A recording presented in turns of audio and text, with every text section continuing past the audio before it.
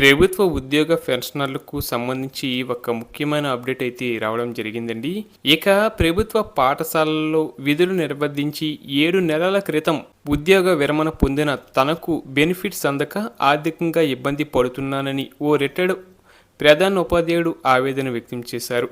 వివరాల్లోకి వెళితే జనగామ జిల్లా రఘునాథపల్లి మండలం పిలాసాపురం గ్రామానికి చెందిన ఎస్సీ ఎస్టీ ఉపాధ్యాయ సంఘం రాష్ట్ర అధ్యక్షుడు సాగా కైలాసం జాఫర్గూడెం ప్రభుత్వ ప్రాథమిక పాఠశాలలో ప్రధాన ఉపాధ్యాయుడిగా విధులు నిర్వర్తించి నిరుడు సెప్టెంబర్ 30న ఉద్యోగ విరమణ పొందాడు.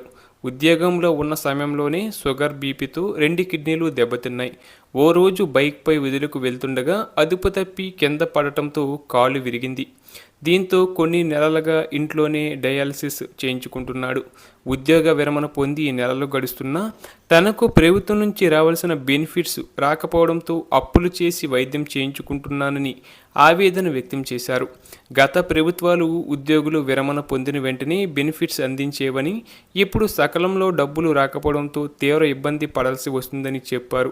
ఇప్పటికైనా ప్రభుత్వం స్పందించి ఉద్యోగ విరమణ పొందిన వారికి వెంటనే డబ్బులు అందించి ఆదుకోవాలని కోరారు. అలాగే మరొక విషయానికి వస్తే రాష్ట్ర ప్రభుత్వ ఉద్యోగుల సమస్యల పరిష్కారానికి తక్షణ చర్యలు తీసుకోవాలని ఏపీ జేసీ అమరావతి రాష్ట్ర కమిటీ నేతలు ముఖ్యమంత్రి దృష్టికి తీసుకెళ్లారు. సచివాలయంలోని రాష్ట్ర ప్రధాన కార్యదర్శి సాయి ప్రసాద్ను కలిసి వినతి పత్రం అందజేశారు. ప్రభుత్వానికి ఒక్క పైసా కూడా ఖర్చు లేని 12వ వేతన సంఘం కమిషనర్ నియామకంలో జాప్యం ఎందుకని నేతలు ప్రశ్నించారు. ఎన్నికల ముందు కూటమి నాయకులు ఉద్యోగులకు ఇచ్చిన హామీలను వెంటనే అమలు చేయాలని, మధ్యంతర భృతి తక్షణం ప్రకటించాలని డిమాండ్ చేశారు. గత ప్రభుత్వం వదిలి వెళ్లిన రిటైర్డ్ మరణించిన ఉద్యోగుల బకాయిలు వెంటనే చెల్లించాలని, పెండింగ్ డిఏలను అప్డేట్ చేయాలని విజ్ఞప్తి చేశారు. రిటైర్డ్ ఉద్యోగుల బకాయిలు డబ్బులు అందుకోకుండానే మృతి చెందుతున్నారన్నారు. అలాగే అదనపు క్వాంటమ్ ఆఫ్ పెన్షన్ను పునరుద్ధరించాలని, కాంట్రాక్ట్ ఉద్యోగులను రెగ్యులరైజ్ చేయాలని, అవుట్సోర్సింగ్, స్వర్ణ గ్రామ వార్డు సచివాలయ ఉద్యోగులకు సంక్షేమ పథకాలు అందించాలని నేతలు డిమాండ్ చేశారు. అలాగే ప్రభుత్వం మీద ఉద్యోగులు పెట్టుకున్న నమ్మకాన్ని నిలబెట్టుకోవాలని, లేని పక్షంలో ఉద్యోగుల్లో అసంతృప్తి పెరిగి పరిస్థితి మరింత సంక్లిష్టమవుతుందని హెచ్చరించారు.